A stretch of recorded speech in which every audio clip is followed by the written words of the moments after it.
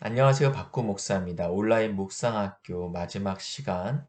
오늘 강의는 적용이란 무엇인가 2입니다.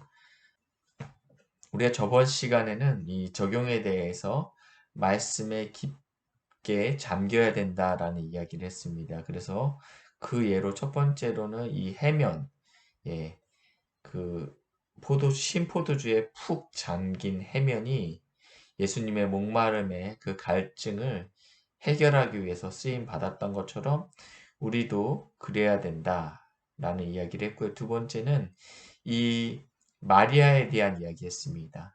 예, 마르다가 분주하게 움직일 때 이 마리아는 좋은 것을 택하여 하나님의 말씀을 듣는 자리에 있었고, 그리고 종국의 가장 결정적인 순간에는 예수님의 이름이 전해지는 곳에 그가 행한 일도 함께 전해질 것이라고 예수님께서 말씀하셨습니다. 그러니까 적용은 내가 애써서 쥐어짜듯이 억지로 하는 것들이 아니고 말씀에 푹 잠겨 있을 때 기쁨으로 그리고 넘치도록 할 수 있는 것이 적용이다라는 이야기를 했고요. 오늘은요, 하나님의 성품을 묵상하는 게 적용이다라는 이야기를 하고 싶습니다.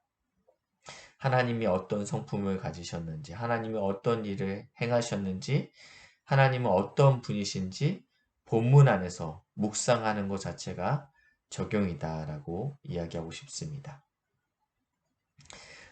저는 어머니께서 좀 아프셨을 때가 있습니다. 암으로 잠시 병원 생활을 하셨는데, 제가 이제 그때 기도를 하고 있었어요. 하나님께 점심 금식을 했습니다. 점심 금식을 했는데, 제가 이제 신학교를 다니고 있으니까 채플이 끝나고 나면 그 자리에 앉아서 기도를 했어요. 하나님, 우리 엄마 병을 고쳐주세요. 월요일이 됐는데 하나님께서 특별한 말씀을 하지 않으셨습니다. 화요일과 수요일과 목요일과 그리고 이제 금요일까지 이제 기도하고 있는데 하나님께서 특별히 아무런 말씀을 하지 않으셨어요. 근데 금요 이제 체프 시간에 찬양 인도자가 제가 태어나서 처음 듣는 찬양을 불렀습니다. 이후로도 이 찬양을 어떤 찬양 인도자가 하는 것을 제가 본 적이 없습니다. 제가 이제 신앙생활을 굉장히 오래 하고 웬만한 또 찬양 집회는 다 가봤는데 이것을 찬양 집회 때 부르는 팀을 아직까지는 못 봤습니다. 제 인생에 처음 듣는 찬양이었죠. 주님이 풀지 못할 힘든 일 없네. 주님이 가사 생각나요. 주님이 잠잠케 못, 안 할 거야. 주님이 풀지 못할 힘든 일 없네. 주님이 잠잠케 못할 험한 폭풍 없네. 주님이 못 움직일 높은 산 없네. 뭐 이런, 그리고 마지막에 주님이 위로 못할 슬픈 일 없네. 뭐 이런 가사였습니다. 이 찬양 듣는데, 그래, 하나님께서는 원하시면 높은 산도 낮게 만드시고, 험한 파도도 잠잠케 만드시는 분이시지. 라는 그 하나님의 크심과 하나님의 능력과 하나님의 성품이 제 안에 묵상됐어요. 하나님 한 번도 저한테 바꾸야 너희 어머님 병이 낫게 될 거야 라고 이야기한 적은 없어요. 그런데 하나님의 크심을 묵상하고 나니까 이 문제가 별 문제가 안 되더라고요. 하나님의 성품을, 하나님의 크심을 묵상하는 것은 우리 삶 가운데 굉장한 영향력으로 나타납니다. 골로새서 1장 9절부터 10절 말씀입니다. 이로써 우리도 듣던 날부터 이 골로새 교회는 바울이 직접 방문한 교회가 아닙니다. 예, 근데 사도 바울이 이 골로새 지역에 교회가 세워졌다라는 이야기를 들었어요. 그때부터 하기 시작한 게 뭐냐면 기도와 구함이었습니다. 누구를 위해서? 골로새 교인들을 위해서. 뭐라고 기도했냐면요.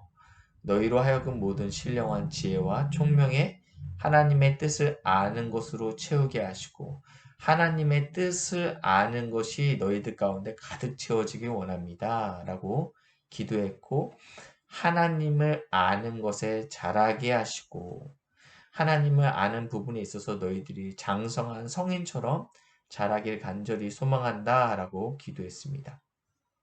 하나님을 아는 것이 그만큼 중요하다는 것이에요. 제 인생에 이제 제가 결혼한 지 이제 한 13년, 14년 된 것 같은데요. 저희 아내를 알면 알아갈수록 아, 이게 아내가 좋아하겠다, 싫어하겠다라는 것을 더 많이 알아간다라는 것입니다. 마찬가지로 하나님을 알면 알수록 하나님이 무엇을 기뻐하시는지, 하나님께서 무엇을 좋아하시는지, 또 무엇을 싫어하는지 우리가 알 수 있다라고 성경에서는 이야기하고 있습니다. 호세아 6장 3절 말씀입니다. 그러므로 우리가 여호와를 알자, 힘써 여호와를 알자. 여호와를 알자라는 단어를 이 문장을 2번 반복해서 썼습니다. 알자, 힘써 여호와를 알자라고 쓰고 있습니다. 그 앞에는 이런 내용이 나와 있어요. 오라, 우리가 여호와께 돌아가자. 지금 이스라엘 백성이 여호와로부터 떠나 있는 상태이기 때문에 이 호세아 선지자가 지금 부르고 있는 거예요. 우리가 여호와께 돌아가야 된다. 그분께서 우리를 찢으셨으나 도로 낫게 하실 것이고 우리를 치셨으나 싸매어 주실 것이다. 그리고 여호와께서 우리를 살리시며 일으키실 것이다. 라고 이야기하고 있습니다. 지금 이스라엘 백성이 하나님을 떠난 삶을 살고 있어요. 그래서 주님께서 찢으셨어요. 치셨어요. 그렇지만 우리가 하나님께 돌아와야 되는데 돌아오려면 분명히 먼저 해야 될 게 있는데 여호와를 알아야 된다는 것입니다. 힘써 여호와를 그의 크심과 그의 지혜와 그의 생각을 알아야지 돌아올 거 아니에요. 그렇죠? 그래서 이렇게 이야기하고 있다라는 것입니다. 묵상에 있어서 정말 중요한 부분은 하나님이 어떤 분이신지 알아야지 우리가 주의 뜻대로 살아낼 수 있다라는 것이 2번째 포인트입니다. 그래서 이제 본문을 묵상함에 있어서 하나님, 예수님, 성령님은 어떤 분이신가?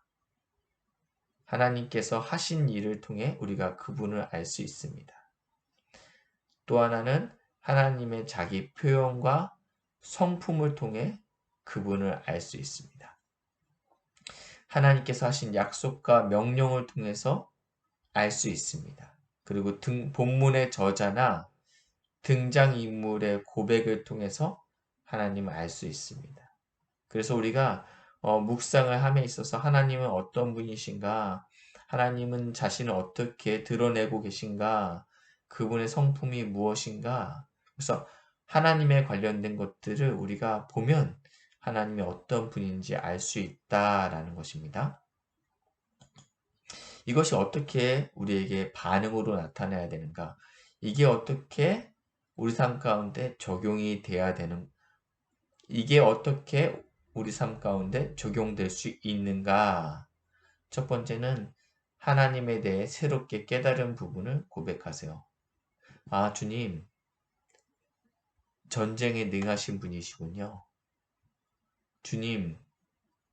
주님께 피하는 자에게 도움이 되시는 분이시군요. 이렇게 고백하는 거예요. 2번째는 그게 이제 감사와 찬양으로 갑니다. 우리가 묵상하면서 이 경험들을 해보신 분들이 분명히 계실 것입니다. 주님, 전쟁에 능하시기 때문에 제가 안전합니다. 그렇기 때문에 주님을 높여드립니다. 주님, 제 전쟁의 역사에서 주님 영광 받아 주시옵소서. 우리가 선포할 수 있다라는 것입니다. 이런 모든 것들이 적용이라는 것입니다. 무엇을 우리가 하고, 아, 이웃을 사랑해야 되는구나. 내가 누구를 도와줘야 되겠다. 이것도 적용이 될 수 있는데, 근본적이고 1차적인 적용은 하나님의 성품을 묵상하고 그 성품을 고백하고 감사하고 찬양하고 신뢰하는 것이 우리가 해야 될 반응이다라는 것입니다. 그래서 이제 노트에다가 이렇게 적으시면 좋을 것 같아요. 하나님은 어떤 분이신가요? 하나님은 어떤 분이십니다. 왜냐하면 오늘 본문 몇 절에서 뭐라고 말씀하고 있기 때문입니다. 그래서 우리가 묵상하는 이 본문 안에서 하나님은 어떤 분이신가? 그 근거 구절은 이 구절입니다. 그 구절을 쓰는 거예요. 그리고 나면 이렇게 마지막으로 할 수 있어. 그러므로 나는 하나님은 천지를 만드신 창조주입니다. 왜냐하면 창세기 1장에 보니까 하나님께서 이렇게 말씀하셨기 때문입니다. 그러므로 나는 하나님으로 말미암아 창조된 피조물입니다. 이제 좀 더 깊이 들어가면 나는 하나님께서 만드신 목적대로 쓰임받기를 소망합니다. 뭐 이런 식으로 자신의 것들을 적용해 나갈 수 있다는 것입니다. 하나님이 어떤 분이신가를 묵상할 때마다 우리 안에 주님은 흔들리지 않습니다. 우리가 호세아 말씀 잠시 봤는데 거기에 보면 우리의 인애가 아침의 구름 같다. 아침 안개 같다라고 이야기하고 있습니다. 안개가 뿌옇게 끼어서 한 치 앞도 보이지 않을 때가 있어요. 근데요, 한 10분도 안 가서, 한 30분도 안 가서 그 안개가 싹 사라지는 경험들을 제가 군대에서 마지막 근무설 때 새벽에 종종 경험했습니다. 예. 그 초소에서 근무 쓰는데 안개 때문에 아무것도 보이지 않아요. 예. 소리에만 이제 민감하게 있는데 이제 근무가 끝나고 막사로 돌아갈 때는 그 안개가 정말 거짓말같이 걷혀 있는 경험들을 종종 했습니다. 우리의 인애, 사람의 인애가 그 정도라는 거예요. 근데 하나님은 그런 분이 아니시라는 거죠. 그렇죠? 그렇기 때문에 우리가 하나님의 성품을 묵상하는 것이 우리 삶에 있어서 변하지 않고 흔들리지 않는 유일한 기준이 됨을 믿습니다. 우리 묵상학교 마지막까지 또 끝까지 참여하신 사랑하는 믿음의 동역자들 주님의 이름으로 축복합니다. 샬롬.